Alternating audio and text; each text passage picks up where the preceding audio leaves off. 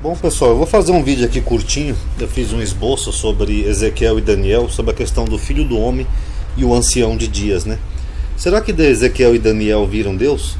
Só lembrando, tá, que eu estou fazendo um esboço bem grande aí sobre Lucas, tá, bem detalhado, que é o que ganhou ali na enquete que eu fiz na aba comunidade do canal.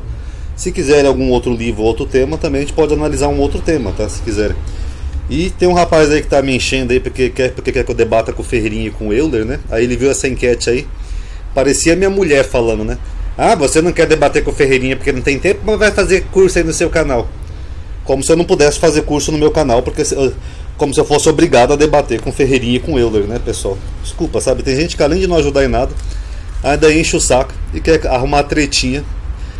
Como se eu tivesse que parar o meu trabalho aqui com os meus inscritos, as pessoas que já me acompanham um tempo, para debater com duas pessoas, que vocês viram lá nos debates com o Sabino como é que foi, né, pessoal? Então realmente não dá. É por isso que mais de 50% desse meu canal aqui está privado. Entendeu? Porque tem pessoas que além de não ajudar em nada, nunca fazem um comentário positivo, não ajudam em nada, ainda querem te arrumar problemas, né? Eu tô aqui gripado. 3 canais, né, que eu tenho de inglês lá, que eu trabalho lá com o Drake. Aí eu tenho que parar, eu não posso fazer um curso para os meus inscritos, fazer uma live, porque não, é proibido. Eu tenho que fazer primeiro um debate com o Ferreirinha e com o Euler. Sendo que meu trabalho não tem nada a ver com o deles, né? Meu trabalho é de crítica textual. O deles é baseado mais no grego, né? Que não tem nada a ver também com o meu trabalho, porque, como eu já falei, o Novo Testamento os equivalentes. Então não dá, né, pessoal? É por isso que eu deixo mais da metade desse canal bloqueado e cada vez mais, porque tem pessoas que só entram nesse canal aqui só para incomodar. Mas tudo bem, eu já bloqueei a pessoa, tá? Vamos lá. O livro de Ezequiel é simbólico, tá? Vamos deixar isso aqui bem claro para a gente tentar entender. Isso é crítica textual, tá? Não tem nada a ver nem com grego, nem com Euler, nem com Ferreirinha. A gente tem que entender o livro. Como eu digo sempre aqui nesse meu canal, antes de estudar a Bíblia, tem que estudar a Bíblia. E esse livro de Ezequiel é baseado nas suas visões, tá? São visões. Então Ezequiel ele tinha visões, ele ia para Jerusalém, voltava lá para Babilônia, etc e tal. Então eram as visões de Ezequiel. Alguns exegetas acreditam que ele inaugura o estilo apocalíptico na escritura. Eu já expliquei aqui nesse canal o que é o estilo apocalíptico, tá? Essa problemática, inclusive, quase deixou esse livro fora da Bíblia, porque os rabinos tinham medo que as pessoas fossem tomar o livro de Ezequiel como literal, que é exatamente o que acontece muito hoje. As pessoas pegam lá Ezequiel 28, é a queda de Lúcifer amadinho. Por isso que esse livro quase não entrou na Bíblia. A literatura apocalíptica, eu já expliquei aqui, mas para quem não sabe, ela caracteriza-se por utilizar de simbologia e arquétipos, quer sejam de histórias reais, pegar um personagem que já existiu, por exemplo Moisés, Davi, Noé, etc., ou mitos de outros povos, por exemplo, mitos de outras culturas, só para transmitir uma mensagem para uma comunidade geralmente oprimida por um país estrangeiro. Vou dar um exemplo real aqui que eu sempre dou. Os escravos lá na América do Norte, nos Estados Unidos, eles utilizavam cantos gospel. Eu não sei se gospel tem plural, tá? Então eu coloquei cantos gospel. Se for um erro de semântica aí me corrijam. Para transmitir códigos de fuga. Como por exemplo, eles cantavam assim, ó, Let my people go. Ou seja, nós vamos fugir hoje, ó, deixa o meu povo ir. Aí se algum escravocrata, um daqueles senhores de escravos passasse, eles diziam, não, isso aqui é uma música da igreja, é de Moisés, ó, deixa o meu povo ir. Aí o opressor não entendia que eles estavam fazendo um código, se referindo a eles mesmos, ó, é a gente que vai fugir hoje. Então isso é um estilo apocalíptico que é muito comum e se desenvolve geralmente em comunidades que estão sendo oprimidas. Da mesma forma, a literatura apocalíptica ela se desenvolve em um ambiente oprimido por uma nação estrangeira e o profeta tenta transmitir uma mensagem de esperança. Olha, não se preocupa, aquele cara mal vai cair e a gente vai ser livre. Através de analogias de contos que a comunidade já está familiarizada. Quer sejam contos baseados em pessoas reais ou mitos, não importa. Daniel, por exemplo, ele utiliza, eu já mostrei isso aqui num vídeo muito bom lá da playlist para os membros, Nabucodonosor para profetizar contra Antíoco Epífane. Tudo que ele fala ali de Nabucodonosor no livro não tem nada a ver com a história real. A história real secular não confirma. Mas se encaixa perfeitamente em Antíoco Epífanes. Então Daniel está escrevendo ali, o autor, uma comunidade que está oprimida ali pelos gregos, né, pelos Seleucidas. Aí ele cria uma história qualquer, né, que não é real, e ele coloca como personagem Nabucodonosor. Olha, Nabucodonosor ficou louco, não sei o que, blá blá blá. Mas não tem nada a ver com Nabucodonosor. Agora, se você comparar com a história de Antíoco Epífanes, você vê que bate direitinho. Então ele está usando um arquétipo para transmitir uma mensagem para uma comunidade oprimida. Simples. E é comum na literatura apocalíptica se utilizar de histórias mitológicas da mesma forma. Por exemplo, o dragão lá do Apocalipse, que tinha uma cauda, o dragão vermelho de 7 cabeças, ele é tomado do dragão Tiamat, da mitologia cananeia. Se vocês pesquisarem, vocês vão ver que o dragão Tiamat é da mitologia.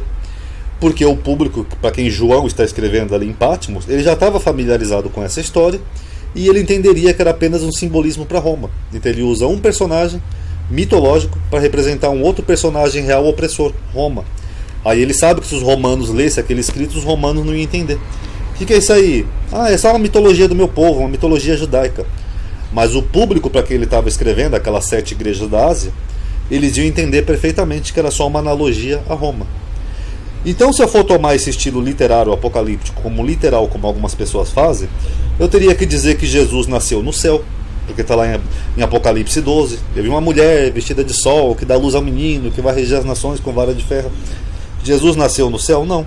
Eu teria que dizer então que animais literalmente vieram do mar, como está lá em Daniel, 4 feras.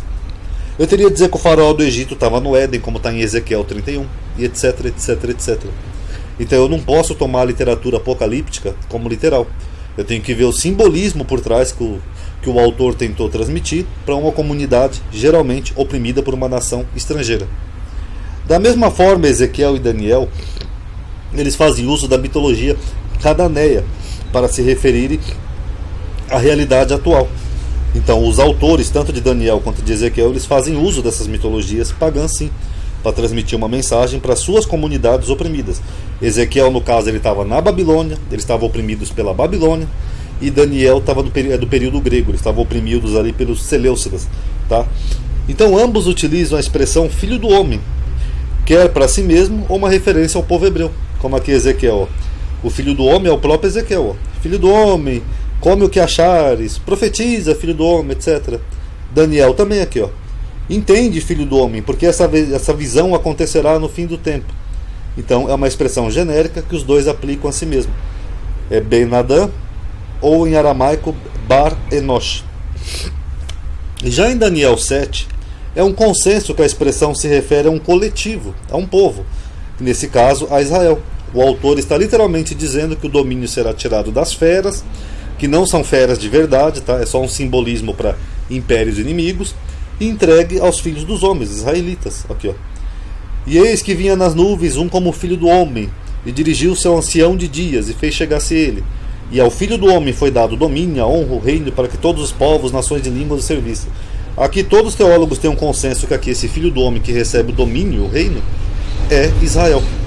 Tá bom, pessoal? Eu já destrinchei mais isso num vídeo da playlist. Quem quiser, participe. Agora vamos falar sobre Deus, o ancião de dias, que ele menciona aqui, e também o Deus que Ezequiel viu. Vamos ver se é isso mesmo. Para John Emerton, tanto a figura do filho do homem quanto a do ancião de dias se derivam da mitologia cananita sobre o conflito de Baal e El. Vocês podem ver no épico de Gilgamesh, que diz assim, ó. Anu era um homem velho, era um ancião de dias da mitologia cananita ou cananeia. Era um homem velho. Anu se envergonhou da covardia do seu filho.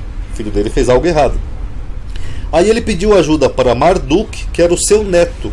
Então o que nós temos aqui na mitologia cananeia? Nós temos um velho, que é um ancião de dias, e o seu neto, ou seja, um homem velho, e um filho do homem.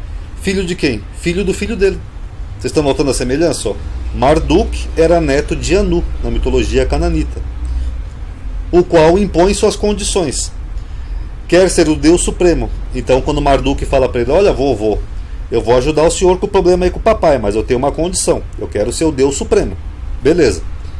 Anshar, um dos deuses do céu e pai de Anu, consulta os deuses, ou seja, Anshar era mais velho que Anu, né, porque era o pai dele. Surpresa, surpresa, fazem outra festa. Depois de muita cerveja, eles decidem sujeitar-se a Marduk como um deus supremo, ou seja, Marduk ia ter todo o poder, domínio sobre todos os povos, línguas, nações, etc. Estão notando a semelhança?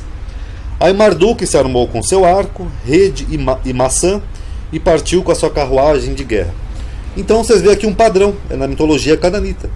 Os autores tomam isso porque sabiam que o seu público oprimido ia entender que eles estavam falando disso, mas se referindo à realidade deles, presente, atual.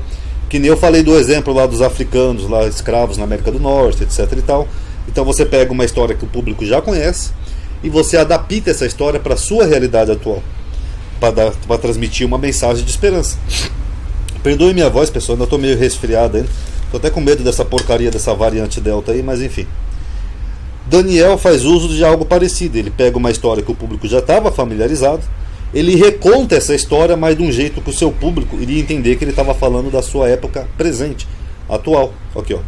Eu estava olhando nas noites e vinha nas nuvens do céu como um filho do homem, que nem eu mostrei ali, é uma referência ao povo hebreu. E dirigiu-se ao ancião de dias, ou seja, o ancião de dias é um velho, que nem Anu aqui, ó. E o fizeram chegar até ele. E foi-lhe dado domínio, a honra, o reino para todos os povos, nações e línguas de seu serviço, um domínio eterno, poderoso, que não passará e nunca vai ser destruído. É que nem aqui Marduk, que se tornou um Deus supremo, ia ter domínio sobre tudo. Então Daniel está usando como arquétipo uma história que as pessoas já conheciam, para dizer que o povo hebreu iria vencer e iria ter um reino longo, um reino longevo, um reino forte e poderoso, como era na época dos reis de Israel. Então ele usa um arquétipo para transmitir uma mensagem de esperança para uma comunidade que estava ali dominada sob os gregos, sob Antíoco Epífanes. E a mesma coisa Ezequiel. Ezequiel fala assim, ó: e por cima do firmamento que estava, e por cima das suas cabeças, havia algo semelhante a um trono, que é um símbolo de poder, que parecia de pedra de safira. E sobre essa espécie de trono, ou seja, um tipo de poder, é só um arquétipo, não é literal, havia uma figura semelhante a de um homem. Ok, uma figura semelhante a de um homem. Era de Deus que Ezequiel estava falando sobre um trono? Não, porque na cultura hebraica Deus não tem forma. Deus não tem forma de homem. Está em outros, está até na Torá, inclusive, isso. Então Ezequiel fala que ele viu uma figura, é uma visão semelhante a de um homem, que pode ser que nem é o filho do homem que Daniel está falando aqui. Inclusive eles têm muita semelhança, Daniel e Ezequiel. Uma hora a gente podia até comparar isso aí. Se quiserem que eu faça live sobre isso, vocês vão ver que tem muitas coisas semelhantes entre os dois autores. Vocês que decidem. Quiser, em vez de falar de Lucas, né, que eu já falei muito de Novo Testamento, posso até fazer uma comparação aí sobre as figuras de linguagem de Daniel e Ezequiel.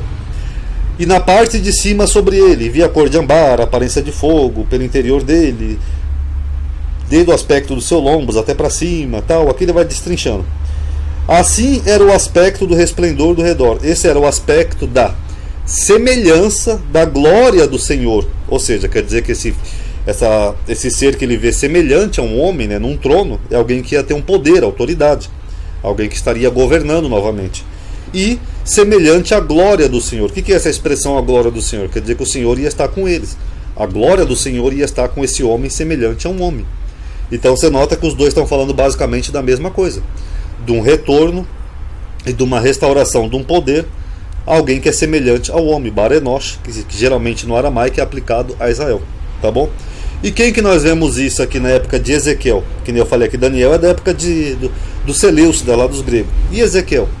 Nós temos aqui, ó, Ciro, rei da Babilônia. Ciro deu ordem para que a casa de Deus se reedificasse e que os judeus retornassem para Israel.